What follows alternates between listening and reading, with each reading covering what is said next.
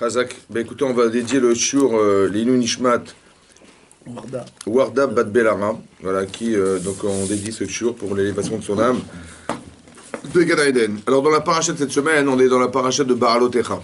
Alors c'est marqué Vaïdaber Hashem el Moshe, les Moradi Hashem à Moshe en disant Daber el Aaron, parle à Aaron, Martha Elav et dis-lui Baalotecha et Tanerot. Motamo, c'est lorsque tu feras monter les nérotes, c'est-à-dire lorsque tu allumeras les. On sait que les flammes, elles montent vers le haut. C'est une des rares choses qui montent vers le ciel. Ouais, en général, ça descend vers le bas, la pesanteur, mais là, ça monte. Ouais. Lorsque tu allumeras les nérotes, les fameuses flammes du candélabre, elles moutent péné à Ménorah, Yehiru Shivat Nérotes, donc face à la Ménorah, éclairons 7 nérotes. Donc on sait que la Ménorah était constituée de 7 branches et il devait, Aaron à Cohen avait pour mission d'allumer la Ménorah. Rachid expliquait ici comme ça. Il y a marqué Lama nispera parachat la Ménorah. Pourquoi dans la Torah on a juxtaposé la paracha de la Ménorah, celle-ci, avec celle des Nessim? Vous savez, la précédente, la paracha qui précède, c'est la paracha où on nous raconte que chaque chef de tribu, il a dû apporter des kétorets, des encens sur le misber, sur l'autel. On a inauguré le misber, l'autel. Et à la suite de cette inauguration, chaque chef de tribu a apporté des kétorets. On a invité chaque chef de tribu à apporter des kétorets, des encens. Et là-bas, il dit, mais pourquoi on a juxtaposé? C'est quoi la logique de proximité entre les parachutes? C'est-à-dire, on nous parle là-bas de l'inauguration du Misber et celle de la Ménorah. Vous savez que la Torah, c'est pas un livre d'histoire. D'accord? C'est un livre d'histoire, la Torah, ou pas? Hein? C'est un conte de fées. Comment? C'est un conte de fées, bien évidemment, évidemment. Est-ce que c'est un livre d'histoire ou c'est un livre d'enseignement? D'accord? Est-ce qu'il y a une chronologie de l'histoire dans la Torah? Non, pourquoi? Parce qu'elle s'adapte à toutes les périodes. Non, parce que c'est pas un livre d'histoire. Bah oui, il y a une logique de l'histoire qui dit voilà, il y a 100 ans, on était sur des carrosses, et aujourd'hui, on est capable de monter sur la Lune. Ça va? Il y a une évolution, il y a une logique d'évolution. D'accord? Donc il y a une logique expérimentale d'évolution dans l'histoire, mais on ne parle pas d'histoire ici. On parle de la logique de proximité des textes. Pourquoi? Parce qu'il y a une logique à déduire du fait qu'on ait parlé des Nessim, des chefs de tribu, avec celle de la Ménorah. Quelle logique il y a derrière? Alors Rachid explique comme ça. C'est ça le Midrash, c'est le Midrash. Les fiches, c'est que Aaron, Chanukah Nessim, la Torah nous dit que lorsque Aaron, il a vu l'inauguration de l'autel qu'on a inauguré dans le Mishkan, en sacrifiant des sacrifices, Chalsha Asdarto. Il a eu de la peine. Son cœur s'est affaibli, c'est-à-dire qu'il a eu de la peine. Aaron à Cohen. Pourquoi? Chez Loaya, Imaem, Bachanukalu, Velo Shifto. Dit Rashi, parce que Aaron, il n'a pas été invité. Ni lui en tant que Kohen Gadol, ni sa tribu de Kohanim. Il n'y a pas un Kohen qui a été invité à inaugurer le Misbéach. Il y a eu la tribu de Réhouven, de Shimon, de Lévi. Toutes les tribus ont été représentées, mais lui, non. Ni lui, ni sa tribu. Bon, il a eu de la peine. Ça va? Qu'est-ce qu'il dit Hachem? Hachem lui a dit, je jure sur toi, que quoi? Que Shelchal de la Michelem, que la part que je te réserve, elle est plus grande que celle des chefs de tribu. Laquelle? Shatan Madlik ou Metiv et Tanerot. C'est toi qui vas allumer et qui vas nettoyer les nérotes. Ça veut dire que d'allumer les nérotes, c'est plus important aux yeux d'Hachem, oui, que d'amener des kétorettes. Est-ce que vous savez d'où on a reçu les kétorettes? Ça vous dit quelque chose ou pas? Le dimanche, non, vous n'avez jamais dit, non? Personne?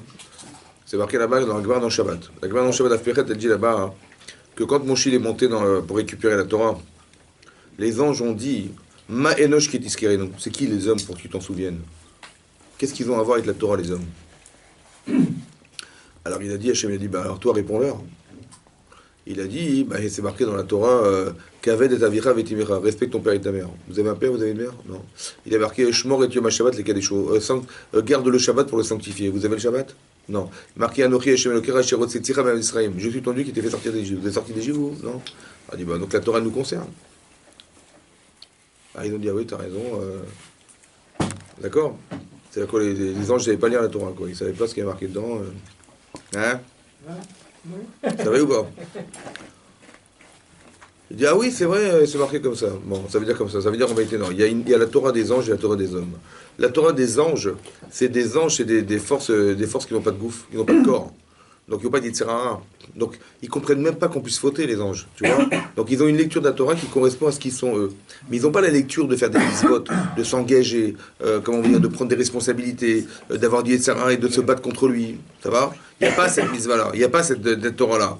Mais la Torah que nous, on a le découpage de la Torah qu'on a dans la Torah, nous. Vous voyez. Parce que la Torah, c'est quoi finalement? C'est une somme de lettres. D'accord. Le découpage, qui c'est qui a fait le découpage? Bah, c'est Moshe Rabbeinu, l'Akbar dans Menachot, elle dit que c'est Moshe Rabbeinu qui a découpé, mais c'est une prophétie d'Hachem. Maintenant, il a découpé la Torah, et le découpage, la lecture de la Torah, c'est la lecture qui concerne la Torah des hommes et des femmes.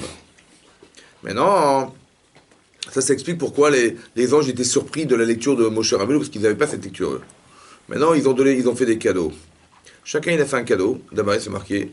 Maintenant, le Malach HaMavet, l'ange de la mort, il a fait un cadeau.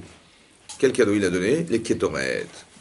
C'est pourquoi vous verrez dans la paracha Pinchas que quand Zimri Ben Salou, qui était le chef de la tribu de Shimon, il a été avec la fille, la princesse de Midian, en prétextant qu'il a dit à Moshe Rabbeinu, est-ce que je peux l'épouser? Il a dit, mais ne me dis pas non, parce que tu as épousé la fille d'Yitro qui est de Midian. D'accord. Et donc il a été avec elle. Et là, à la suite de ça, il y a une épidémie qui s'est déclenchée dans Israël. Et Moshe, il a dit à Aaron, va vite faire les kétorettes pour arrêter l'épidémie. Ça veut dire que l'ange de la mort, il a donné une recette. C'est que les kétorettes s'arrêtent les épidémies dans le monde. Pourquoi l'ange de la mort? C'est lui qui a donné. Si ça avait été l'ange de Gabriel, tu m'aurais dit pourquoi l'ange de Gabriel. Mais là, c'est l'ange de la mort qui est venu. Non, pas parce que dans ce sens-là, dans le sens pourquoi c'est le Malach HaMavet. Ben, c'est logique, parce que ça guérit de la mort. Tu comprends? Ça arrête des épidémies qui sont mortelles, maladies mortelles. Donc il a dit, voilà, c'est lui qui a proposé ce remède, c'est l'ange de la mort. Maintenant, les kétorettes, c'est important les kétorettes ou pas? Oui. Et il a dit, Hachem, la menorah, c'est plus important que les kétorettes. Bon. Maintenant, je vous pose des questions. Vous allez essayer de me répondre, messieurs, dames. C'est marqué dans Rashi qu'on n'a pas invité Aaron. Ça va? Maintenant, il a eu de la peine. Ça vous intéresse de savoir qu'il a eu de la peine? Ouais. Ça va, à quoi ça te concerne? C'est mon frère juif, c'est bon, ça marche. Ben, à quoi ça, il a eu de la peine? Bon, d'abord, c'est des choses intimes qu'on raconte pas. Qu'est-ce qu'il veut le Midrash? D'accord? Ça, c'est une question. Deuxième question. Et s'il n'avait pas eu de peine? Il aurait eu la menorah ou pas? On a l'impression que c'est un caprice. Ah, il a eu de la peine. Tu vois, il a eu de la peine. Alors Dieu, ne t'inquiète pas, je te donne la menorah. C'est un caprice? C'est quoi? Ça veut dire, qu'est-ce qui est marqué là? Et s'il n'a pas eu de peine, il aurait eu la menorah? Il aurait reçu la menorah quand même ou pas? Hein? À votre avis, logiquement, il l'aurait eu ou pas? Oui. Hein? Il l'aurait eu ou pas? Logique, oui ou non? Oui. Alors c'est pas logique. Pourquoi c'est pas logique? C'était une prophétie. Parce que si c'était logique qu'il aurait eu sans avoir de peine, pourquoi la Torah nous précise qu'il a eu de la peine? Forcément. C'est parce qu'il a eu de la peine qu'il a eu. S'il n'a pas eu de peine, il n'aurait rien reçu. Ça va? Comment tu comprends ça? Les juifs de Lycée Gargan. Hein? Comment vous comprenez que parce qu'il a eu de la peine, alors il a eu la menorah? S'il n'a pas eu de peine, il n'aurait rien reçu. Pourquoi il faut avoir de la peine pour recevoir?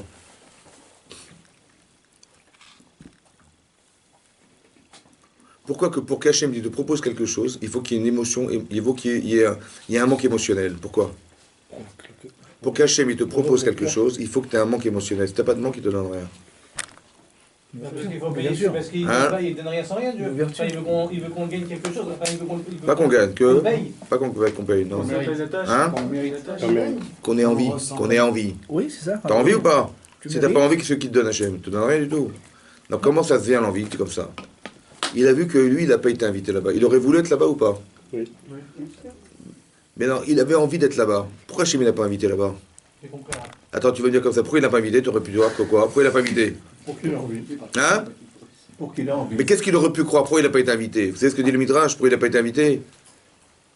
Parce qu'il a cru que comme il a fait le veau d'or, alors il a dit c'est pour ça qu'Hachem ne m'a pas invité. C'était vrai ou c'était faux? Il a essayé de remettre en question. C'était vrai ou c'était faux? Ben oui. C'était faux. Pourquoi? Parce que sinon il n'aurait pas donné la menorah. C'était faux. Ça veut dire comme ça. Souvent, quand on nous refuse quelque chose, on s'accable. Tu vois, on n'a pas été invité quelque part. On n'a pas reçu ce qu'on méritait d'avoir. On pensait l'avoir, on n'a pas reçu. Nous, on croit que, bon, on n'a pas mérité. Ou on se dit, Hachem, il a voulu, on ne va pas discuter ce que dit Hachem. Donc, on ne discute pas. Vous comprenez? Donc, on dit, il a décidé, c'est comme ça. C'est comme ça qu'il faut réfléchir ou pas? Ou il faut se dire, non, j'aurais tellement aimé avoir. Vous comprenez ou pas? Que Hachem, il a fait exprès de ne pas l'inviter. Mais pas pour qu'ils réfléchissent mal en disant bah, si Hachem il a décidé, bah, c'est qu'il voulait pas, donc pas grave, j'accepte. Ou bien qu'il aurait pu penser bah, je mérite pas. Parce que s'il m'a pas invité à l'inauguration de Misberg, c'est que j'ai dû faire des avérotes. Ces deux raisonnements sont faux. C'est qu'en vérité Hachem il voulait lui proposer quelque chose d'autre. Mais la peine, le manque, il permet d'avoir conscience de ce qui me manque. C'est parce que tu manques de quelque chose que tu as la conscience de ce qui te manque. Vous avez compris? Comme par exemple, il a fallu qu'on nous fasse manger des matzot et du maror et je sais pas quoi, et de la charosette, pour se rappeler qu'on était esclaves en Égypte, n'est-ce pas? Pour nous dire qu'il faut fêter la liberté. C'est vrai? Pourquoi tu as besoin de manger des matzot, de te rappeler que tu étais esclave en Égypte pour fêter la liberté? T'as qu'à fêter la liberté? Oui, comme le 14 juillet, on fête la Révolution. On se dit pas on était à l'époque de Louis XVI, on était assujettis par une royauté, on nous raconte pas ça. On nous dit pas qu'on a dû se battre et on a dû détruire la prison qui était à la Bastille pendant que ça sonne. Je veux dire que, ouais. Est-ce qu'on nous raconte qu'il y avait un jour une prison à la Bastille et que, rappelez-vous comment c'était dur, et on a dû faire une révolution, après on a créé une constitution, on a séparé le clergé de l'État, et on nous raconte tout ça? Non, on nous dit, allez, faites les feux d'artifice. Faites de la musique, faites les feux d'artifice. C'est ça qu'on nous dit, ouais? Pourquoi nous on ne fait pas les feux d'artifice? Pourquoi nous on ne fait pas comme ça? Hein? Parce qu'en vérité, il faudrait qu'on soit privé de liberté pour ressentir la liberté. Tu n'as pas conscience de la chance que tu as si un jour tu n'as pas été manquant de liberté. Tu ne peux pas mesurer la chance que tu as d'être libre si un jour tu n'as pas été privé de cette liberté. C'est quand tu as été privé un jour et tu te sens mal, qu'un jour tu as retrouvé ce que tu as perdu, tu dis ah, mais sinon tu n'as aucune conscience. C'est pour ça que la Torah elle préconise. C'est tout comme ça. Hein. Quand on fait un jeûne, par exemple, exactement. On voit ce que c'est que la nourriture. Exactement. Exactement. Ça veut dire que pour apprécier les choses, il faut être en manque de quelque chose.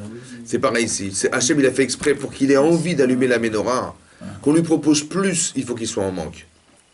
Donc vous rappellerez que c'est pas parce qu'on vous prive de quelque chose que c'est forcément une punition. Ça peut vouloir dire qu'on veut vous créer une conscience qui va vous permettre d'accéder à un autre niveau, qui vous permet d'accéder à ce qu'on va vous proposer demain. C'est ça qui est marqué dans la Torah. Vous avez parlé, excusez-moi, des anges.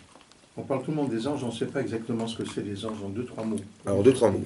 Je vais vous expliquer en 2-3 mots. Alors 1, 2 et 3. Donc 3 mots, c'est comme ça. Les anges, c'est quoi des anges? Ouais, on sache comme ça. Oui, L'Agma, le Midrash, il dit comme ça. Vous savez qu'il y a quand vous voyez des pommes qui poussent, vous voyez de l'herbe qui pousse. Ouais, d'où elle pousse l'herbe? Le Midrash, il dit que c'est des anges qui les tirent.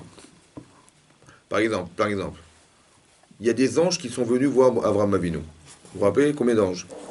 3 anges. Un ange, il a dit. Le deuxième, il a dit. Et le troisième, il avait chacun mission. Et il y a un ange qui est venu soigner Abraham. Abraham, il venait de faire la Brit Mila il y a 3 jours. Il était souffrant. D'accord? Il y a un ange qui est venu le soigner. C'est les anges qui vous soignent ou c'est les médicaments qui vous soignent? Les médicaments, ils sont juste là pour... Bon, parce qu'il faut que l'être humain, il faut bien qu'il fasse quelque chose pour que ça arrive, mais en réalité, c'est les anges qui guérissent. Mais est-ce que n'importe quel médicament te soigne? Il y a des molécules. Il y a des molécules. Il faut s'approprier. Mais il faut que chimiquement, ça puisse se faire. Si tu prends de la terre et tu l'avales, ça ne va pas te soigner de la grippe. C'est vrai. Donc il y a des molécules spéciales ou pas? Oui, non. Très bien. C'est quoi ça? Ça, c'est les anges. C'est les anges. La réaction chimique, c'est un ange. Pardon? La réaction chimique. C'est-à-dire que le monde aussi est tenu par exemple? Comment? Le monde aussi? C'est ce que je viens de te dire. Les molécules, tout ce que tu vois, ce sont des malachim. D'accord? Ça veut dire quoi? Ça veut dire comme ça. Ça veut dire, par exemple, tu vois, que dans l'exemple que je te donne, Abraham Avinu, un ange l'a soigné. Ça veut dire que quand comment dire, le fait de... par exemple, on dit, quand l'Agma dans Kiddushin, l'Agma dans Kiddushin, dans la dans Brachot de la Femme Vav, elle dit là-bas qu'on n'a pas le droit de manger sans dire de bracha.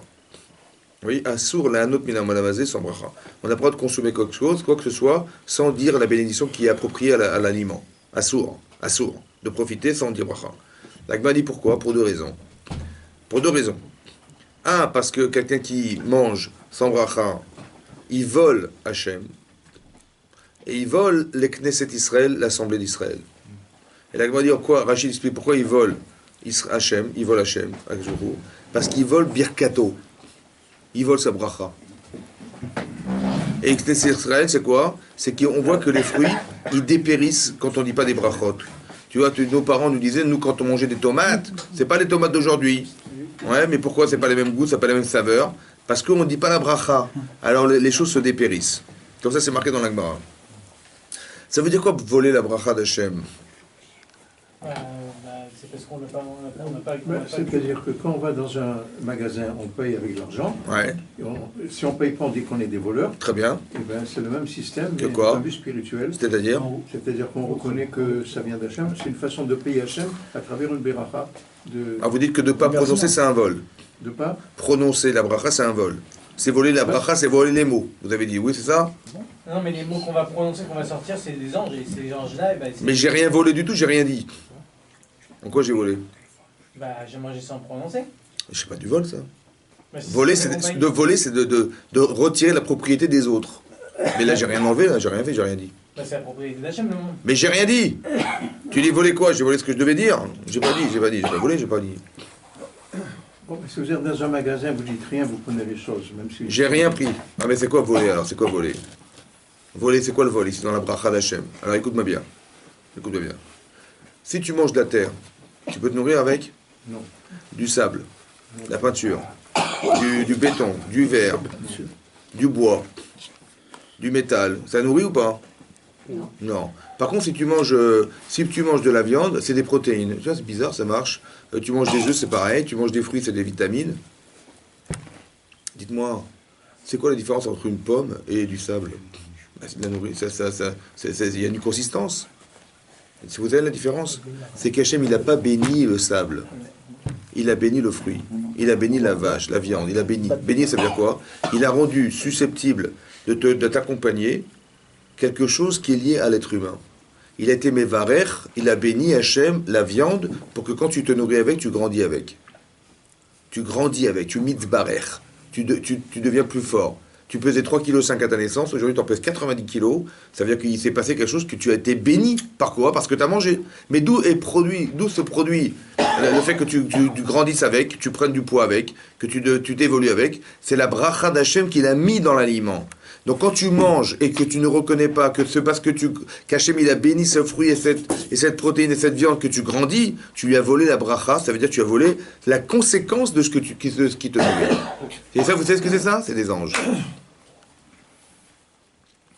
Vous avez compris? Que tout existe parce que Hachem il a ordonné que ce soit. Quand il va Yomer Hachem a dit et ça a fonctionné, c'est qu'il a mis en place quelque chose qui fonctionne de façon mécanique ou de façon énergétique par des anges. C'est ça les anges. Vous avez compris? L'électricité, c'est anges. Oui, mais c'est quoi? C'est ça, c'est la vie. Vous savez, dans la matière, il y a combien de matière dans la matière? C'est fait de quoi la matière? De quoi elle est faite la matière? Hein? Inématome humana, d'atomes. D'atomes, elle est faite d'atomes. Ouais, atomes. Et dans l'atome, il y a quoi? Il y a des neutrons qui tournent. Et il y a quoi de matière? Quelle matière il y a des neutrons? Il y a quoi? Quelle matière il y a dans les neutrons? Hein? Il n'y a que le neutron. Donc il n'y a rien. Donc comment ça fait qu'il y a une consistance dans la matière? C'est quoi? Hein? Un Nescafé HM ou un Nescafé spécial filtre? Un Nescafé? Hein? Un Nescafé HM? C'est quoi la matière? La matière c'est du vide. Seulement c'est le neutron qui tourne, qui crée une énergie, qui crée la consistance. Ça va? Mais il y a du vide, c'est vide tout ça. Tout ce que tu vois c'est vide. 90,10% c'est vide. Donc comment? Ben ça c'est des anges. T'as compris ou pas? Mais non. Ça c'était pour répondre à la question de monsieur... Hein? Aknin. Mais non, je continue. Maintenant la Midrash Rabbah, on revient sur la paracha. Le Midrash Rabbah il dit comme ça, les Bnei Israël ont posé la question suivante. Ils disent comme ça. Pourquoi on a demandé à Aaron d'allumer la menorah? Produire de la lumière, à quoi ça sert? Il y en a déjà. Ils ont dit, c'est quoi cette mitzvah d'allumer la menorah? C'est de produire de la lumière? Mais il y a déjà de la lumière. Hachem, il est Oro Shel Olam. C'est Dieu qui éclaire le monde. Qu'est-ce qu'il a besoin qu'on le... C'est chaque juif qui fait tchouva, c'est une lumière. Mais à quoi ça sert? Pour lui, pour le clan d'Israël, pour tout le monde. Ouais. Pour lui-même, pour le clan, pour... Pourquoi faire? Mais il y a déjà de la lumière, à quoi ça sert? Tu vois déjà, pour tu lui, vois. En tout cas, pour lui, ça va être un renouveau. C'est qui lui? Bah, la personne qui aura fait tchouva, par exemple. Ça va être un renouveau pour lui. Non, on parle pas de ça, on parle de la lumière de la menorah. Bah, À quoi ça sert de créer de la lumière? Il y en a déjà.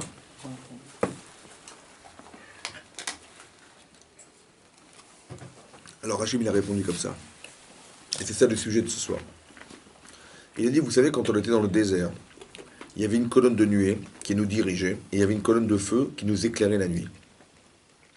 Hachem, il a dit, vous savez, pendant les 40 ans où on était dans le désert, je vous ai éclairé toutes les nuits, et on s'est déplacé la nuit.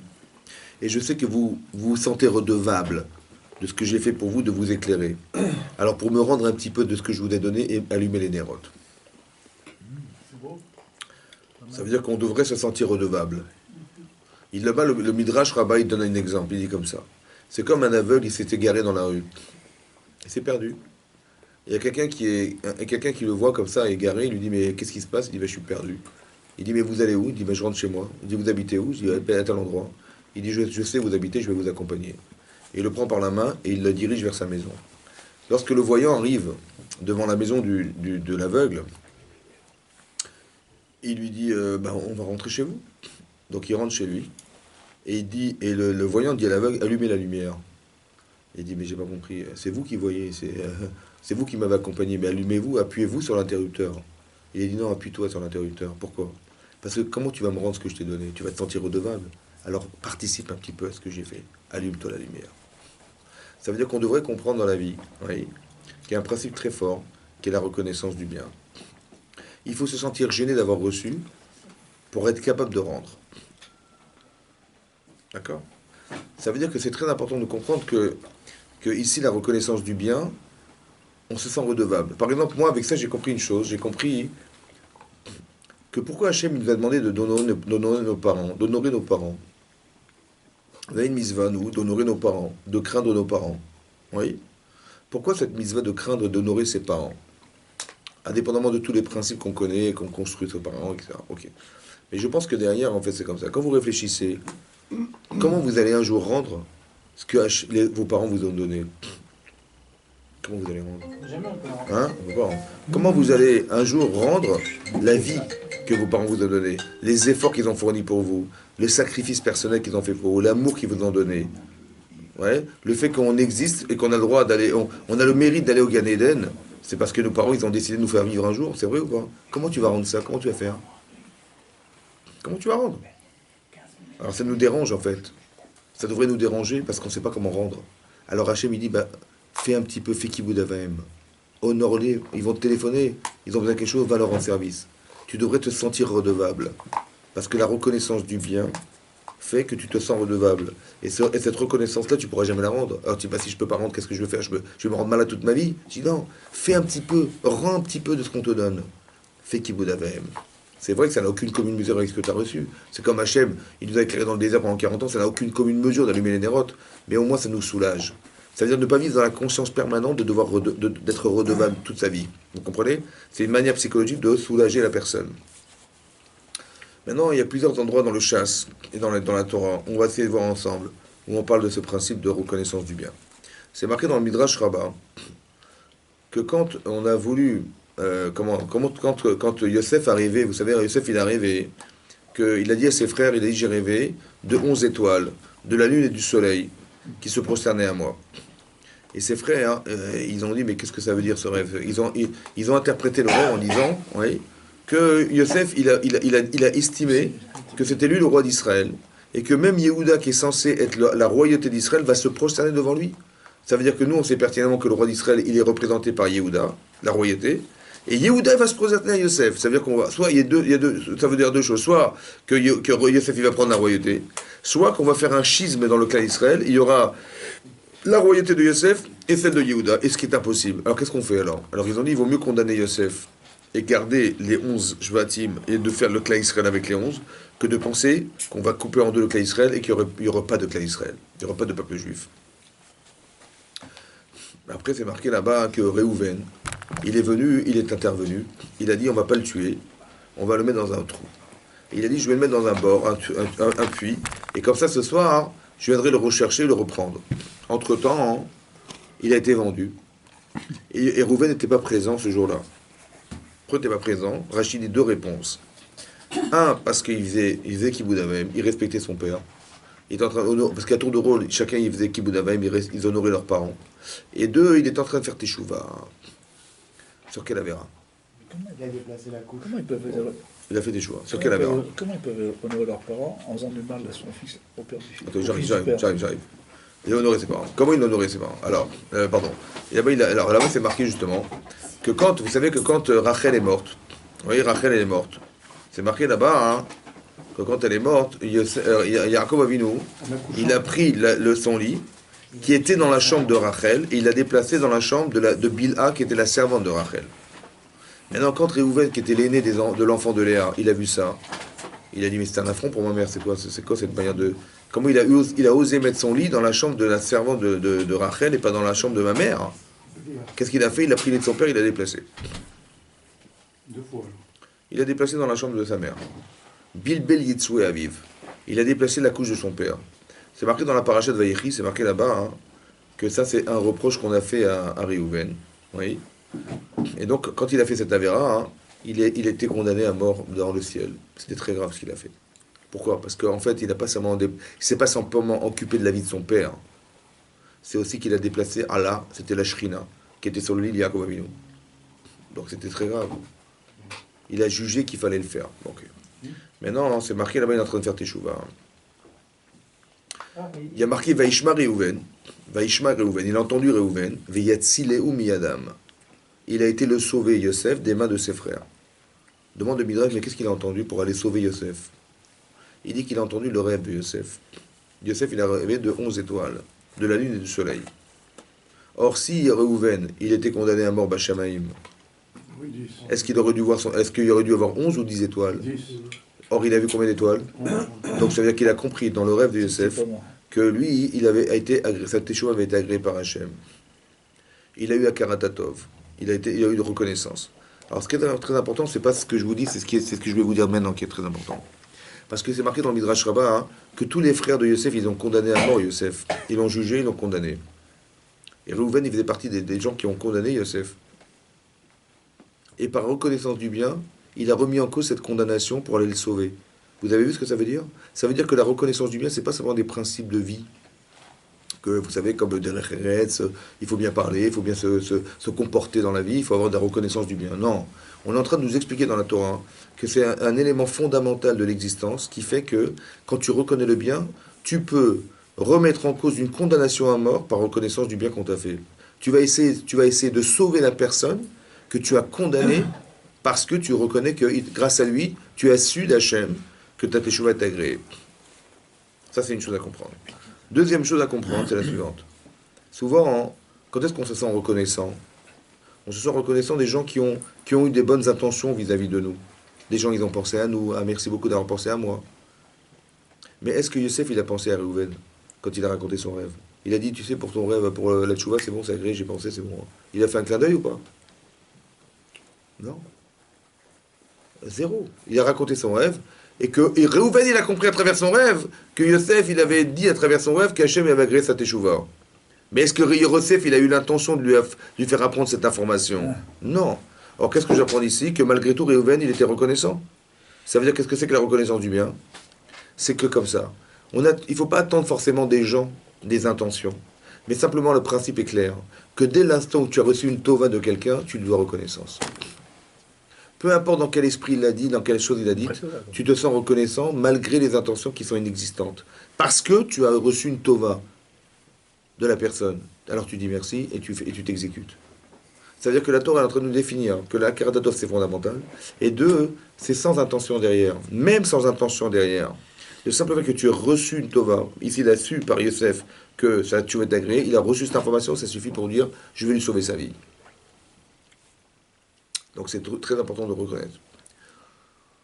À part ça, hein, vous savez, c'est marqué dans la paracha de Shemot, oui, que lorsqu'Hachem, il a finalement décidé de libérer les Bnei Israël, oui, c'est marqué là-bas hein, qu'il s'est adressé à Moshe Rabbeinu, devant le buisson ardent. Et là-bas, Rachid amène que, dans le Midrash, c'est marqué qu'ils ont discuté pendant 1 semaine pour qu'il arrive à convaincre Moshe Rabbeinu de partir libérer Israël. Et au bout d'une semaine, lorsqu'il a dit, ok, je vais y aller, il a dit, c'est marqué dans la Torah, je vous dis ce que je vous dis, c'est marqué dans la Torah, il a dit, je suis d'accord d'aller qu'à condition que mon beau-père soit d'accord que je parte en Égypte pour aller libérer l'Israël. Que les trois soient d'accord. S'il n'est pas d'accord, je n'y vais pas. Pas sa femme. C'est intéressant qu'il a dit, lui il était avec sa femme, mais il a dit, je veux demander la permission à mon beau-père. Et tout le monde s'étonne là-bas, il me dit, qu'est-ce qu'il a besoin de demander la permission à son beau-père? Hachem, il t'a demandé d'y aller. Et le temps que tu ailles demander la permission et tu t'en ailles, même si tu accordes la permission, tu auras perdu le temps d'aller là-bas et de lui demander. Alors que des gens, ils souffrent à mort en Égypte, ils souffrent, c'est mortel ce qu'ils vivent là-bas. Ouais, toutes les souffrances organisées et occasionnées par les Égyptiens en Égypte, elles sont insupportables. Comment il a pensé Moshe Rabbeinu? Il dit non, je vais lui demander le gendre idéal, quoi. On a l'impression qu'il est le gendre idéal, il a demandé à son beau-père, est-ce que je peux y aller, ça vous dérange pas? Alors que les jeunes sont en train de mourir. Et à part ça, Hachem, il a dit d'y aller. Entre Hachem et Yitro, tu écoutes qui, toi? Bah, t'écoutes Hachem. Il dit non, je vais écouter Yitro. C'est bizarre. Comme si que s'il n'avait pas été voir Yitro, ça aurait été pire que s'il n'avait pas été le voir. Qu'est-ce qui aurait été pire? C'est ça qu'il faut comprendre. Alors là-bas, il explique qu'il y a un Rav, il s'appelle le Rav Friedlander, qui était le Mashgiach de Ponyovitch. Il a dit comme ça. Il a créé un sefer, c'est Siftei Chaim, il a dit comme ça. Quand Yosef, il a tué l'Égyptien, quand Moshe Rabbeinu a tué l'Égyptien, il est parti où? Hein? Où est-ce qu'il s'est sauvé? Où est-ce qu'il s'est sauvé? Hein? Il s'est sauvé où? Hein? Comment? Alors en fait, le Midrash Rabbah il dit qu'il est parti 40 ans en Éthiopie. Ouais. Il était roi d'Éthiopie pendant 40 ans. Et quand le fils du roi est devenu adulte, et que sa mère elle a dit, écoute, maintenant c'est mon fils qui va être le roi d'Éthiopie, il a dit, ok, il est parti. Il est resté 40 ans en Éthiopie, roi d'Éthiopie, en Afrique. Et après, Moshe Rabbeinu, et après, de là-bas, il est parti à Midian, ça doit être l'Arabie Saoudite. Il est parti à Midian. Oui, au bout de 40 ans. Et arrivé là-bas, il a rencontré Yitro. Qu'est-ce qu'il a fait, Yitro? Il a dit, mais d'où tu viens? Il dit, ben là, je me suis sauvé d'Égypte parce que j'ai tué un Égyptien. Ah oui. Et Yitro, c'était qui Yitro? C'était qui Yitro? Hein? Il n'était pas encore son beau-père. C'était qui Yitro? Yitro, c'était un des ministres de Paro. Ah non, c'est annexe. Non, il était ministre de Paro. Donc quand il a su ça, il a dit, voilà, mais c'est un criminel. Il l'a mis en prison pendant 10 ans. Ça fait 50. 10 ans. 40, Et qu'est-ce qu'elle a fait de Tsipora pendant 10 ans? La fille de Yitro, elle l'a nourrie pendant 10 ans. Et là, après 10 ans, elle lui a dit, Tsipora, mais tu te rappelles celui que tu avais mis en prison, là, Moshe Rabbeinu, cet homme-là? Il dit, oui, alors il doit être mort depuis 10 ans. Il dit, non, il est vivant. Il dit, comment ça, il est vivant? Et elle a cherché, il a vu qu'il était vivant. Et après, il commence à s'interroger. Il a interrogé, s'intéresser à lui. Il a dit, mais t'es extraordinaire. Il s'est rendu compte de qui il était. Il a donné sa fille à marier. D'accord? Ça, c'est l'histoire de Moshe Rabbeinu. Maintenant, écoutez-moi bien maintenant. C'est ça qu'il a dit, le Rav. Il dit, si aujourd'hui, physiquement, Hachem, il peut me proposer, moi, Moshe Rabbeinu, de sauver Israël, à qui je le dois? Ah oui. À qui je le dois? Physiquement. Rétroproxy. Yitro, parce que si Yitro ne m'avait pas mis en prison, ne m'avait pas gardé, j'aurais sûrement été capturé par la justice égyptienne, j'aurais été condamné. Oui, non. Donc à qui je le dois? À lui. Écoutez-moi bien. Si je lui dois à lui, ça veut dire qu'Hachem il avait prévu que ce soit lui qui soit aussi partenaire du sauvetage du clan Israël? Oui ou non? Ça va loin. Donc ça veut dire qu'il a une part dans le sauvetage? Si je pars sans lui, est-ce que je vais réussir? Non. Alors il faut que je lui demande. Mais tout ce rejbon que je vous fais, il est possible que si je suis Mekir Tova, si je ne reconnais pas le bien qu'on m'a fait, si Hachem me dit, mais vas-y, bien sûr, il m'a demandé, j'y vais, je fonce. Mais non, mais si tu es là, c'est grâce à qui? C'est grâce à lui. Alors tu penses bien qu'Hachem, il n'a pas fait par hasard le lien entre toi et lui, juste pour qu'il te mette en prison, quoi. Non, c'est pour t'empêcher d'être capturé par les Égyptiens. Donc c'est-à-dire qu'Hachem, il avait pensé derrière tout ça, qu'il avait une part dans le sauvetage. Oui, non. Et donc c'est ça qu'il a voulu dire. Donc il dit, mais s'il n'a pas de reconnaissance divine, il va échouer. C'est-à-dire que moi je suis très parti en Égypte. Et ça n'aurait pas marché. Il n'aurait pas compris pourquoi. Parce qu'Hachem, quand il lui a demandé de le faire, évidemment c'était à la condition qu'il aille demander à son beau-père. Parce que chaque homme, il a à avoir une akaratatov. On est reconnaissant du bien qu'on nous a fait. Même dans ce cas-là. Même dans cette... Bien qu'il est mis en prison pendant 10 ans. Il a compris que c'était les Tova. C'est pas... Vous avez compris ce que ça veut dire? On doit réfléchir comme ça. C'est ça qu'il explique le Rav. C'est pour ça qu'il était voir son beau-père. Parce qu'il a reconnu le sens du bien, lui permet d'associer son beau-père à lui et d'y aller. Il y a marqué aussi dans le Midrash Rabbah que quand Moshe Rabbeinu, il est arrivé en Éthiopie, il est arrivé à Midian, il a rencontré les filles d'Yitro. Et qu'est-ce qui s'est passé? Il y avait des bergers qui se disputaient avec ces filles-là, elles étaient mises en danger de mort. Et à lui tout seul, Moshe, il les a battus, les 7 bergers, il les a chassés. Et elles ont été sauvées par Moshe Rabbeinu, et elles ont été voir leur père, et elles ont dit, Ish Mitzri Itzilanu. Ish Mitzri Itzilanu. Un homme égyptien nous a sauvés. Alors le sens littéral de la Torah, c'est qu'il y a plusieurs niveaux de compréhension. Le sens littéral, c'est qu'elles ont cru que Moshe était un Égyptien. Il était habillé comme un Égyptien, il dit, ben là, un Égyptien nous a sauvés. Mais là-bas, le Midrash, il dit, le Midrash, c'est la dracha. Il y a une façon de lire la Torah, qui est le pshat, le sens littéral, et la dracha. C'est quoi Ish Mitzri? C'est quoi un Égyptien? Alors, quand elles ont dit à Moshe, merci de nous avoir sauvés des mains de ces bergers, il a dit, mais ne remerciez pas moi. Ne me remerciez pas moi. Remerciez l'Égyptien que j'ai tué. Parce que si je ne l'avais pas tué, je ne serais pas là. Ish Mitzri Itzilanu. Un homme égyptien nous a sauvés, c'était l'Égyptien qui l'a tué en Égypte. Et le Midrash, il dit à quoi ça ressemble? Il dit, bah, ça ressemble à quelqu'un qui se serait fait piquer par un scorpion. Et il a une blessure dans la jambe, et il veut absolument se nettoyer cette plaie-là, qui est dangereuse, qui est même mortelle. Et il essaie de retirer le dard, il n'arrive pas. Il dit, il faut que je trouve une source d'eau pour nettoyer cette plaie. Et il court vers une rivière, et il voit un enfant qui se noie. Il plonge dans l'eau, il le sauve la vie. Et l'enfant, il dit, mais vous m'avez sauvé la vie, je vous dois tout. Il dit, mais ne me remerciez pas moi, remerciez le scorpion qui m'a piqué. Ça veut dire qu'il faut toujours s'habituer à l'idée qu'on doit toujours reconnaître le bien. Ça va? C'est ça l'idée qui est marquée là-bas, la reconnaissance du bien. Ça veut dire toujours comprendre que l'origine de ce que tu vis, c'est grâce à quelque chose, alors remercie-le. Ça a un rapport avec le bien, un mal pour un bien? Un mal pour un bien, oui, ça peut se rejoindre. Mais ça veut dire, c'est autre chose. Un mal pour un bien, c'est d'expliquer que rien n'est mal. Oui, rien n'est mal. Que tout a un sens. Oui, mais non. Ça, c'est autre chose. Moi, je ne parle pas de ça. Je parle de...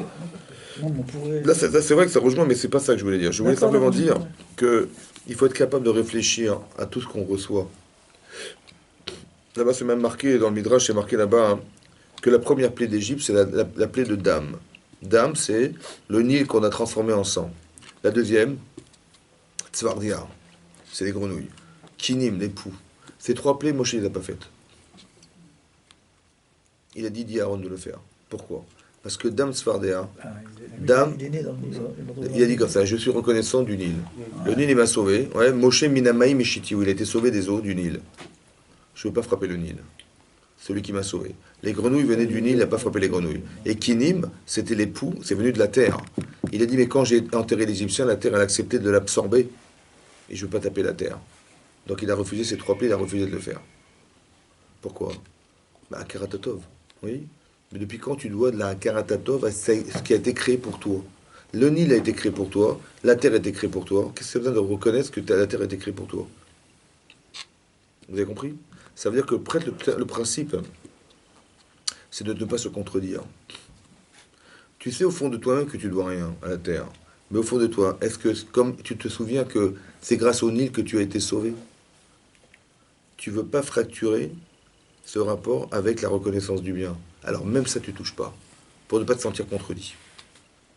C'est très important de ne pas se contredire dans la vie. Par exemple, quand le vendredi soir, on fait kidouche. D'accord? Qu'est-ce qu'on fait? Ben, on fait kidouche sur du vin et on couvre le pain. Pourquoi on couvre le pain? Ah oui. Avec le pain sur... Pourquoi on couvre le pain le vendredi soir? Il faut couvrir le pain, il ne faut pas le voir le pain. Hein? Pourquoi? Parce qu'on a prié sur le vin avant le pain, il ne faut pas qu'il voit qu'on priait sur le vin avant lui. Voilà, ça veut dire que c'est parce qu'on dit, parce que le pain il va avoir honte. Ouais, la honte du pain, c'est vrai ou pas? Donc vous faites l'expérience vendredi soir, quand papa il fait kidouche, vous levez le main front et vous voulez voir si le pain il va rougir. Non mais regardez, vous allez regarder, dites-moi si le pain il rougit. Oui, la honte du pain. La honte du pain, alors il faut expliquer comme ça. Dites-moi, si vous avez du pain et vous avez du vin, et vous avez du boursin. Non. Si vous avez du pain et vous avez du vin, qu'est-ce qui est prioritaire dans la bracha? On fait quoi? On fait le pain ou on fait le vin? Le pain, pourquoi? Parce que le pain, ça nourrit, et le vin, ça réjouit. Qu'est-ce qui est plus important, de se nourrir ou de se réjouir? Hein? Se nourrir. Donc on dit la priorité, c'est le pain. Donc si j'ai du mésonote, ou j'ai du motzi, et un... Je pense qu'il est alcoolo. Alors, s'il est alcoolo, c'est sûr. S'il est alcoolo, de toute façon, il n'y a pas de pain. Il faut bien démarrer par quelque chose. Il n'y a que du vin. Mais non, entre le pain et le vin, qu'est-ce que vous faites? On fait le pain. Ok. Est-ce qu'on peut faire kidouche? Est-ce qu'on peut faire le kidouche si on a du vin sur autre chose que du vin? Si on a du vin. Ah, si on a du vin? On doit faire kidouche sur du vin. Ok. Est-ce qu'on peut manger avant de faire kidouche? Non. Donc on est obligé de faire le kidouche sur du vin avant de manger du pain. Oui. Mais on peut pas, comment on peut mettre en priorité le vin avant le pain? C'est vrai. Alors la Torah, les Chachamim ont dit, bah cache le pain. Pourquoi faire? Parce que dans ta tête, tu sais que ce qui est prioritaire, c'est de se nourrir. Et après de te réjouir. Mais là, tu vas te contredire parce que tu vas boire du vin alors que tu ne vas pas manger. Pour ne pas te contredire, tu caches le pain. Tu as compris ça? C'est-à-dire que dans ta tête, tu risques de croire que quand tu vas tu vas boire le vin, tu vas dire, mais la priorité, ou tu vas montrer à tes enfants que la priorité, c'est de boire. Alors que la priorité, c'est de manger. Après, ça sera de boire. Mais il faut manger. Et c'est ça, pour ne pas contredire ces principes, alors on les cache. C'est ça qui est marqué. Parce qu'il ne faut pas te contredire. Il ne faut pas te contredire. Il ne faut pas que tu fasses des choses contradictoires. Pourquoi c'est grave de se contredire? Parce que l'Yitzhara demain, il va dire, mais de toute façon, tu fais des fois l'inverse, c'est pas grave. Allez, fais l'inverse, c'est pas grave. Il ne faut pas faire l'inverse. Il ne faut pas se contredire. Parce que quand on fait une avéra, on s'est contredit. Quand on est représenté, on représente Hachem, on s'est contredit. Vous avez compris? Quand on est juif, on s'est contredit. C'est comment tu peux être juif et tu fais le contraire de ce que tu es. C'est pas possible. Pour ne pas se contredire, il ne faut pas organiser la contradiction. Alors quand tu fais des brachot, tu ne contredis pas les éléments. Oui, la Karatatov. C'est marqué aussi, vous savez, Rashi rapporte ici, dans la paracha de Vayetse. Paracha de Vayetse, c'est marqué là-bas que Yaakov, il a épousé Rachel et il a épousé Léa. Et il a épousé les servantes. Vous voyez, les deux servantes. C'est marqué là-bas que, je vais vous lire le texte, comme ça vous allez voir. C'est marqué que quand elle est tombée enceinte, au premier enfant qu'elle a eu, elle a appelé comment? Comment elle a appelé son premier enfant, Léa? Hein?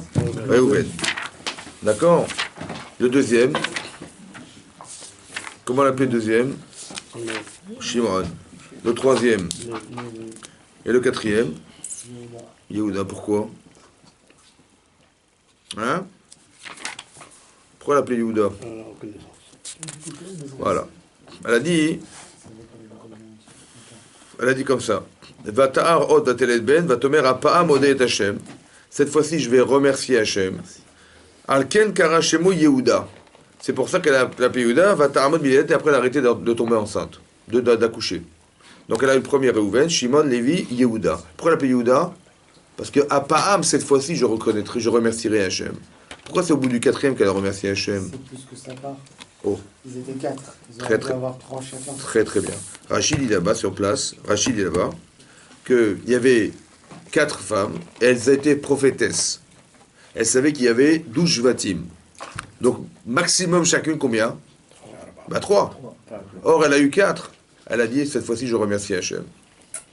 Avec ce qui est marqué dans Rachid, vous allez comprendre quelque chose de très important dans la vie. Des fois, vous rendez service à des gens. C'est vrai, ça vous arrive de rendre service à des gens, et ils disent pas merci. Oui. Ou par exemple, des fois, il y a des couples. Oui. Une femme, elle peut faire un super repas pour son mari et ses enfants. Et son mari, il mange, il est très heureux de manger. Et je lui dis, ça va, t'es content? Il me dit, ouais, c'est super bon. Je lui dis, merci à ta femme. Et je lui dis, merci, pourquoi? C'est normal. Attends, je me suis pas marié pour manger des sandwichs. Hein? Direct, ouais. Il dit, mais attends, c'est bon, c'est bon. Quand c'est pas bon, je lui dis. Il manque du sel, il manque des trucs. Mais quand c'est bon, j'ai rien à dire, c'est normal. C'est normal ou pas? Hein?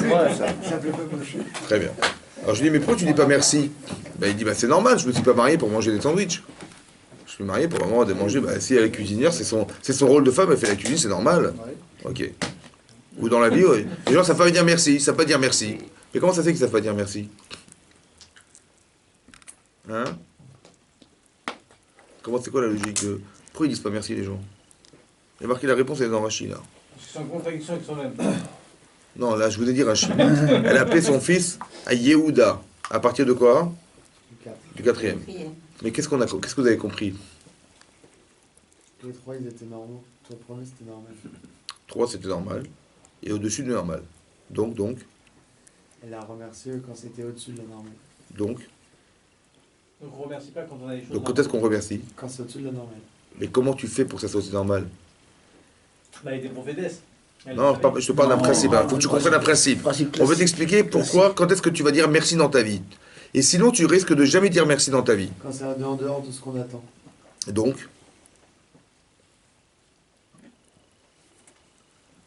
Donc, bah, il faut établir Combien tu attends? Combien tu attends de ta femme? Combien tu attends? Combien t'attends de tes amis? Combien? Si tu n'établis pas de mesure de combien tu attends, si tu attends tout, bah, tu diras jamais merci. Mais toi, qu'est-ce que tu peux faire sans ta femme? Qu'est-ce que tu peux faire? Bah, une omelette, un peu de pâtes, qu'est-ce que tu peux faire? Mais des plats, tu sais faire des plats, tu sais faire? Oui. C'est au-dessus de ce que tu sais faire? Ouais. Alors c'est au-dessus de ce que tu sais faire. Alors, au moins mesure combien tu peux attendre des autres. Et si c'est au-delà de la limite de ce que tu espères, alors dis merci aux gens. Ça veut dire qu'il faut être capable d'établir au départ combien tu attends des gens. J'attendais 3. Moi, je voulais 3 enfants, parce qu'on est 12. Il y a 12 joatim, 4 femmes, c'est normal, 3, c'est le maximum que je peux espérer avoir. Ah, j'ai eu plus que ce que j'espérais avoir. Mais il fallait mesurer combien tu attendais pour dire c'est plus. Vous avez compris? Mais si quelqu'un ne met pas de limite, ben, il ne va jamais dire merci, évidemment. Parce qu'il n'a pas été capable de mesurer combien il attend des autres. C'est ça qui est marqué dans Rashi. Quand tu attends des autres tout, alors tu diras, bah tu dis tout, bah tout c'est tout. Hein. Il y a un truc que je comprends pas. On devrait remercier même 3. Hein? On devrait remercier même 3. Oui. Non, 3 c'est normal. C'est pas normal, c'est une contradiction. Hachem nous donne une tova, il nous a donné 3 de faire 3 tribus. On s'est pas compris, on s'est pas compris. Elles étaient prophétesses. Combien devait avoir d'enfants chacun? Combien d'enfants il y avait avoir? Combien il y avait devait avoir en tout? 3. Et il y a 4 femmes. Donc légitimement c'est combien? Oui, 3 femmes. Donc c'est clair, donc c'est ça, c'est normal ça. C'est normal. Mais quand. Parce que si on est 12 shvatim et 4 femmes, normalement, mathématiquement, c'est 3 chacun. Alors on ne peut jamais remercier quand c'est normal. Mais c'est ça, c'est normal. Mais oui, évidemment qu'on peut pas. Parce que c'est normal. Il faut que ce soit anormal. Il faut que ça sorte des normes. Pour que je dise merci. Il y a des gens, ils vous diront merci, même si c'est 1. Par exemple, le matin, qu'est-ce qu'on fait? La première chose qu'on dit le matin, c'est quoi? C'est quoi Modéani les fanecha? Chez Chezarta binishmati, que tu m'as remis ma neshama en moi. C'est-à-dire qu'elle aurait pu ne pas revenir. Hein. Mais tu mets tous les matins. Hein. Alors Hachem, tout le monde, j'ai jamais vu des gens qui se réveillent pas le matin. Si ça arrive, c'est vraiment très rare. C'est rare ou pas? J'ai dit, mais ça peut arriver. Bien sûr. Alors ça peut arriver, alors dis merci. Tu as compris? Parce que ça peut arriver. Si tu as une chance sur 1 milliard que ça arrive, tu dis merci quand même. C'est-à-dire, Modéani Nefanecha, tu remercies Hachem que ta neshama, elle est revenue à l'endroit où elle était au départ. Parce qu'elle est partie quand tu dors. Elle revient à sa place. Modéani Nefanecha, chez Chezartabi Nishmati. Tu m'as remis ma neshama dans mon corps. Alors tu dis, c'est Hachem, merci. Modé Oda. Ça veut dire que vous avez compris que la Oda, la reconnaissance du bien, c'est pas des modalités de circonstances. Ça fait partie des fondamentaux de l'existence. On reconnaît le bien que Hachem nous fait. C'est marqué dans l'Agma dans Megillah. L'Agma dit là-bas qu'un jour, il y a 2 personnes qui étaient des eunuques du roi, Bigtan Vateresh, qui ont comploté contre le roi pour l'assassiner. Et là-bas, c'est marqué que Mordechai, il était Yoshev et Sharamelech, il était assis devant la porte du royaume. Il entend Rachidi qui parlait en turc. Turc, c'est du turc. Il parlait en turc, il complotait. Et eux pensaient que Mordechai ne comprenait rien. Alors que lui, Mordechai, il faisait partie des tribunaux, il connaissait 70 langues. Et donc, il a entendu, il a été dire à Esther Amalka, tu sais, il y a 2 personnes qui complotent. Et elle a été dire au nom de Mordechai, Vatomer, Béchem Mordechai, elle a dit au roi, on a fait une enquête, ça s'est avéré juste, et ils ont été condamnés, ils ont été jugés, condamnés. Et on a écrit dans le livre des chroniques, là-bas dans les registres du roi, qu'un jour, Mordechai, il a sauvé la vie du roi. Quand il ne trouvait pas le sommeil, beaucoup plus tard, à Hachvérosh, alors que Haman, il avait décrété qu'on allait tous être exterminés le 13 Adar, il ne trouvait pas le sommeil. Et donc, il demande à ce qu'on lui ouvre le livre des chroniques. On a lu, voilà, Mordechai, un jour, il a sauvé la vie du roi. Il dit, ah bon, et qu'est-ce qu'on lui a fait? Ben rien. Et tout à coup, par hasard, l'autre, il tape à la porte. Haman, il dit, voilà, j'ai préparé la potence pour prendre Mordechai. Quand il entend Mordechai, il vient, je vais apprendre qu'il m'a sauvé la vie. Et tout ça, tout a basculé. Et c'est là que tout a basculé pour nous, et que finalement, Haman a été pendu. Vous connaissez l'histoire.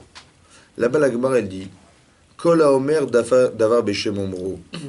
Tout celui qui dit quelque chose au nom de celui qui lui a dit, Mevi Geoula la Olam. Il amènera la Geoula, la délivrance dans le monde. D'où c'est parce que va Tomer Esther Beshem Mordechai. Parce qu'elle a dit Esther au nom de Mordechai. Et si elle avait dit en son nom, elle dit je vais être bien avec le roi, je vais dire voilà, il y a 2 personnes complotent contre vous, elle avait parlé en son nom. Et l'autre il tape à la porte et il dit il va le pendre, quel problème? Mais c'est parce qu'elle a dit au nom de Mordechai qu'on a été sauvé. De là, la Gemara tire un principe, une règle. Il faut toujours dire au nom de celui qui t'a dit. Toujours. Et ça va amener quoi? C'est pas par honnêteté intellectuelle, hein, seulement. C'est aussi parce que ça amènera Géoula dans le monde. Là-bas, le Maharal de Prague, il demande, mais qu'est-ce que ça a à voir avec la Géoula dans le monde? Là-bas, historiquement, ça s'est passé comme ça. Bon, bah ça va, ça s'est bien fait. D'accord, là-bas, c'est vraiment, ça les a délivrés.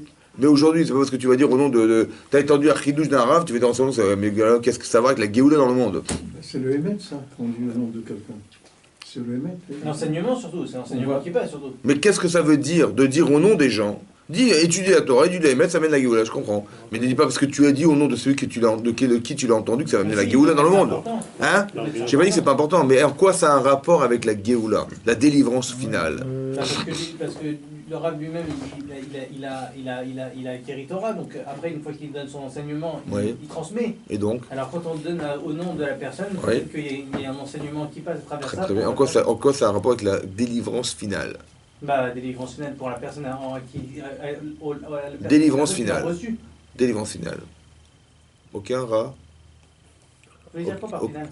La délivrance finale, c'est la délivrance de la Géoula, le Mashiach. Oui. Qu'est-ce que c'est avec le Mashiach? C'est ça qu'il demande de Maharal. Tu as compris la question? Oui, j'ai compris. Alors il répond comme ça, écoute-moi bien. Il répond comme ça. Toi, tu as entendu un chidouche de quelqu'un. Tu dis au nom de celui qui a entendu. Mais celui qui a entendu, il a entendu de qui? Quelqu'un d'autre. Et l'autre, il a entendu de qui? C'est vraiment comme ça. Si Jacques Mouscou, ça remonte à Montou. Et Moshe, tu sais quoi? C'est ça la Géoula Baolam. Si tu arrives à avoir la gymnastique intellectuelle de dire, je vais dire honnêtement de qui je l'ai entendu, un jour on va arriver à qui? On va arriver à Hachem. Alors si tu arrives, on a tous pensé comme ça, alors il y a la Géoula Baolam. Ça veut dire qu'on doit s'habituer à reconnaître de qui tu as. Pas de voler le chidouche, de dire je reconnais que c'était lui. Et en reconnaissant que c'était lui, par la reconnaissance du bien, tu vas arriver à Hachem.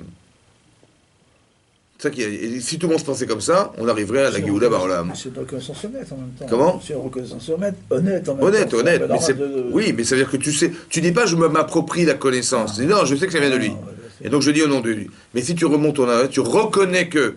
Mais non, je pense que l'essentiel de la Avodat Hashem, l'essentiel d'être religieux et religieuse dans la vie, et dans la Torah, c'est de ne pas trahir cette reconnaissance. Si tu existes, c'est grâce à qui? Si les choses existent, c'est grâce à qui? Mais ça ne devrait pas être remerciement, ça devrait être normal, parce que d'être religieux et faire de la Torah d'un moment, ça devrait être normal. On ne devrait pas remercier. Il y a un Yetzara ou pas? Oui, il y a un Yetzara. Alors comment tu vas faire pour contrecarrer ce Yetzara? En priant. Non, en reconnaissant le bien qu'Hachem te fait en permanence. Tu comprends? Tu te reconnais qu'Hachem, il te donne en permanence. Par exemple, tout ce que tu es, c'est Hachem qui te l'a donné. Tout ce qui existe, c'est Hachem qui l'a créé. Mais une vraie tchouva, ça commence par ça, de toute façon. Alors, est-ce que tu peux renier ça? Non, on peut pas. Est-ce que tu peux... Quand tu manges, c'est grâce à Dieu. Tu vois, c'est grâce à Dieu. Tu entends, c'est grâce à Dieu. C'est grâce à Dieu. Tout est grâce à Dieu. Est-ce qu'on peut renier ça? Et tu dis non, mais c'est normal. Qu'on voit, c'est normal. Quoi. Non, c'est pas normal. Très bien. Donc si c'est bien. Si c'est pas normal, donc c'est-à-dire que le manque, de fait de voir des aveugles, de voir des handicapés, de voir des gens qui je sais pas moi, qui sont fous, des gens qui sont sourds, qui sont muets, ça te choque ou pas? Ah ouais. Donc tu dis, ça veut dire que ça me remet en cause. Ça me dit, ça veut dire que moi je vois grâce à Dieu. Lui, il a sa Avodat Hashem, j'ai la mienne, mais j'ai un plus, je vois. J'entends, il n'entend pas. Je parle, il ne parle pas, il est muet. Je peux me déplacer, le en chaise roulante. C'est un plus ou pas? Alors je dis merci ou pas? Mais c'est ça le moteur de la Avodat Hashem. C'est ça le moteur de la Avodat Hashem. C'est au moins de reconnaître le minimum. Tu mets les tefilines parce que Dieu il t'a sauvé la vie. Parce que Dieu t'a donné. Donc le minimum de reconnaissance du bien, le minimum, c'est de faire les mitzvot. Le minimum. Parce que de ne pas les faire, c'est de trahir Hachem. Est-ce que tu peux trahir celui qui t'a sauvé la vie? Tu dis, un type, il nous sauve de la noyade, et puis il dit, bon, j'ai besoin de quelque chose, débrouillez-vous. Ça n'existe pas. Mais le problème, c'est qu'on ne se rend pas compte on se rend pas compte du bien qu'on nous fait, vous comprenez? On ne se rend pas compte que quand on tousse, on se rend pas compte. On se rend pas compte de la poussière. On se rend pas compte du bien qu'on nous fait autour de soi. Ça va? Il faut réfléchir dans ce sens. De te rendre compte que tout ce que... Et donc ça nous permet de dire, mais bien sûr, tout ce qu'Hachem nous fera, tout ce qu'il nous demandera. Vous avez compris? Quand on est sorti d'Égypte, on était prisonnier en Égypte pendant des centaines d'années. J'ai dit, la Shoah, ça a duré 4 ans. J'ai dit la Shoah, mais là, ça a duré 210 ans. Les camps de concentration, les camps de travail, c'est énorme ce qu'on avait. Et on est sorti de là-bas. Et qui c'est qui nous a sorti là-bas? C'est Dieu. Tu dis merci ou pas? C'est énorme. Maintenant, Hachem dit, voilà, je vous propose la Torah. Mais est-ce que tu peux refuser? C'est pour ça que la reconnaissance est importante. Vous avez compris? Parce que c'est pour ça que Moshe, il n'a pas voulu frapper le Nil. Parce qu'il dit, mon message, c'est d'apporter cette reconnaissance. Donc il ne faut pas qu'il y ait de fractures et de contradictions dans la reconnaissance. Il faut absolument que les gens reconnaissent à travers ce que je ressens, que je vais transmettre. Quand Hachem nous a sortis d'Égypte, il nous a mis devant la mer Rouge. Et qu'il a ouvert la mer Rouge après qu'on ait prié. Et qu'on a vu les Égyptiens nous courir derrière. Et qu'on a été sauvés, et que la mer s'est retournée contre eux, les a noyés, on a fait la Shira. Mais on était au top de la reconnaissance. De bien qu'Hachem nous a sauvé la vie. Il a finalisé la sortie d'Égypte lorsqu'il a ouvert la mer Rouge et qu'il l'a refermée sur les Égyptiens. Finalisé, ça y est, c'est fini. Maintenant, on pouvait commencer un nouveau parcours qui était de rentrer dans le désert et de recevoir la Torah. Mais tout ça, c'est articulé par le fait que Hachem, il t'a sauvé. Mais c'est pas pour nous raconter historiquement que ça s'est passé comme ça. C'est pour nous expliquer, mais c'est permanent. Permanent. Il faut reconnaître qu'Hachem, en permanence, il nous fait vivre. En permanence, il nous propose des... Tu te rends compte, la logique existentielle du monde. Comme par hasard, les éléments existent. Tout ce que tu vois, ça existe par hasard, d'où ça sort. Que par hasard, tous les éléments sont liés les uns aux autres. Tu as l'oxygène, tu as la pluie, tu as les arbres, tu as la floraison, l'oxygène, tout est lié. Par hasard. Et par hasard, tu te nourris et tu te soignes de ce qui existe. Par hasard. Ça fait beaucoup de hasard quand même. C'est improbable que d'un coup de Big Bang, tout à coup, il y a une logique, il y a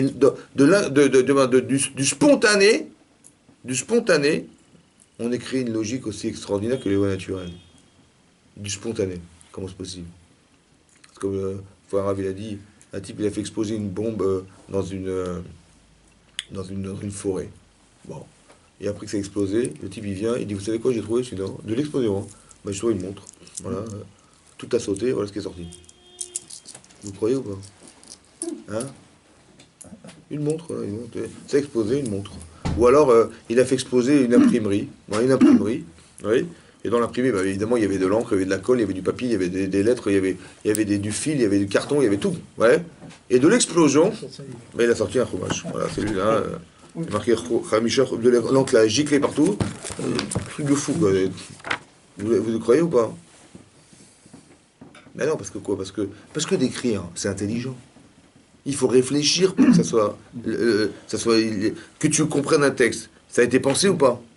Est-ce que du spontané, on crée de la pensée? Non. Alors s'il y a eu un Big Bang, qui c'est qui peut faire que du spontané du Big Bang, il peut y avoir un truc aussi intelligent que la création du monde? Forcément, c'est que ça a été réfléchi. Si ça a été réfléchi, c'est que c'est un penseur. C'est un penseur, il y a un créateur. Mais monsieur le rabbin, comment on peut concilier? Ouais. Concilier, oui. Et le fait d'être reconnaissant, d'être sorti d'Égypte. D'accord. Et d'un autre côté, comment on peut comprendre que ce peuple, il a quand même souffert 210 ans comme ça? Comment on peut concilier les deux? Pourquoi il a souffert 210 ans? C'est beau, la sortie d'Égypte, c'est magnifique. Très bien. Mais comment on peut concilier dans ce monde? C'est ça qui arrive. Il y a des choses... mais n'empêche, il faut faire un rapprochement. Ils ont été 210 ans de souffrance, c'est de 400 ans. Vrai. 210 ans de souffrance. Et c'est comme les gens, bon, on va encore parler de la Shoah, tout ce que vous voulez, c'est des choses tellement... Alors je vais vous répondre, monsieur Aknin. Vous savez, il y a une Gemara dans le Shabbat. La Gemara dans le Shabbat. Il dit que quand Moshe Rabbeinu, il a dit Bameh Eda Kirachena. Quand Hachem lui a dit tu vas hériter de la terre d'Israël, il a dit mais comment je vais savoir que je vais l'hériter? On a l'impression qu'il n'a pas eu confiance en Dieu, Abraham Avinu. Hachem lui dit bah tiens, c'est comme ça, tes enfants passeront 400 ans en Égypte. On a l'impression que 400 ans en Égypte, c'est la punition de la faute de manque de confiance d'Abraham. C'est comme ça que ça apparaît dans le Pshat Pashut dans la Gemara. Oui? J'ai vu un Rav, il a expliqué comme ça. Il y a un Rav, il s'appelle Rav Avraham Grodzinski. Il a dit une autre explication. C'est un des Tunisiens de Tunis. Il a dit comme ça. Il a dit, non, mais t'expliques pas que c'était un Marocain.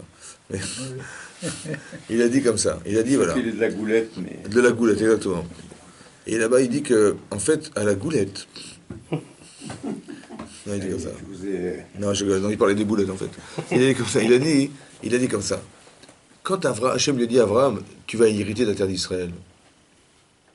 mais aussi pertinemment que pour mériter de rentrer en Israël, il faut être des tzadikim. C'est marqué dans la Torah que tous ceux qui font des avérotes en Israël, la terre les vomira. Donc ça veut dire qu'on ne peut pas rester en Israël si on n'est pas dans les mitzvot. Il a dit, mais moi, je peux comprendre que moi, tu me dises à moi que je vais hériter. Mais pour que mes enfants, ils héritent, comment je vais savoir? Puisque ça dépend de leur choix personnel. Ils vont faire des choix de vie. Mais qui me dit que mes enfants, ils vont être des tzadikim? Et puisque, pour entrer, on est tributaire de la capacité qu'on a d'être des tzadikim sur la terre d'Israël, et je ne suis pas sûr, moi, d'où je vais savoir, moi. D'accord? Bameda kirachena. Comment je vais savoir qu'on va hériter la terre, puisque ça dépend. Je suis tributaire des choix de mes enfants. Mais eux, s'ils sont des tzadikim, je veux bien, mais c'est qui me dit qu'ils vont l'être? Comme s'il a demandé. Il a répondu à Hachem, il dit, t'as raison. Mais pourquoi ils vont pas risquer de rentrer en Israël? Parce qu'à cause du Tsara. Tu sais ce qu'on va faire? On va casser le gouffre. Ils vont passer 400 ans en Égypte. Pourquoi faire? Pour que le gouffre il soit tellement brisé qu'ils aient plus envie de rien. Et là, ils vont pouvoir faire des mitzvot, ils vont se soumettre, ils vont être des esclaves pendant 400 ans. Il va y avoir un asservissement très profond, qui vont être des esclaves asservis. Et quand ils vont recevoir la Torah, ils auront l'habitude de comprendre qu'on peut se soumettre. Pour pas tomber dans les Yetzirah. Qu'est-ce qu'il va faire Hachem? Ils vont se soumettre. Et avec toutes les tovot qu'il va leur faire, le bienfait, les sortir d'Égypte, les envoyer la mer Rouge, ils vont être reconnaissants en étant esclaves. Reconnaissants esclaves. Alors là, on peut garantir qu'ils vont pouvoir au moins avoir les moyens de se battre contre les Tsara. Donc c'est ça la réponse. C'est qu'il a expliqué le Rav, il a dit que 410 ans, c'est pas une punition. C'est de permettre à ces gens d'être libres. Vous avez compris la différence entre les juifs et les non-juifs? Nous, on a eu un parcours exceptionnel que les gens n'ont pas eu. Mais les bénéficiaires, c'est les sortants. Hein? Les bénéficiaires, ce sont les sortants. Mais ceux qui sont restés... Ils ont permis, ce sont eux, ils ont permis, ils ont le mérite d'avoir été ces hommes. C'est exceptionnel, mais c'est ça que ça veut dire. Bah, c'est comme nos parents, ils ont souffert pour nous, bah, ils ont eu le mérite d'avoir nos enfants, ils ont eu le fruit de leur travail. Mais c'est toujours comme ça, il y a toujours une forme de sacrifice pour les autres, c'est comme ça que ça marche. Alors, c'est pas le même sujet, mais qu'est-ce qui va se passer demain en Israël avec ce qui se passe Non, ça n'a rien à voir. Avec quoi? Non, avec trop de tralouïdes. Ah, tralouidos. Non, mais en fait, je ne veux pas rentrer dans la politique parce que là, c'est pas un show de politique. Non, pas politique. Ah, pardon. Humaine. Ouais, bon, c'est pas le sujet. J'ai compris, on va pas rentrer. Moi, c'était juste une parenthèse pour répondre à la question de monsieur. Mais je vais pas rentrer, c'est pas le sujet. Mais vous avez compris, on était dans le jeu. Moi, ce qui m'intéressait, c'était de rentrer dans la reconnaissance du bien. Il faut, c'est très très important qu'on soit capable de faire que. Et ce qu'on espère, avec Hachem, c'est ça qui a marqué là-bas. Je crois que c'est Imra dans Brachot qui dit que à la fin, que quand une personne décède, ouais, elle monte au Lamaba, elle a son Sefer Torah. Oui, chacun il a son Sefer Torah de sa vie.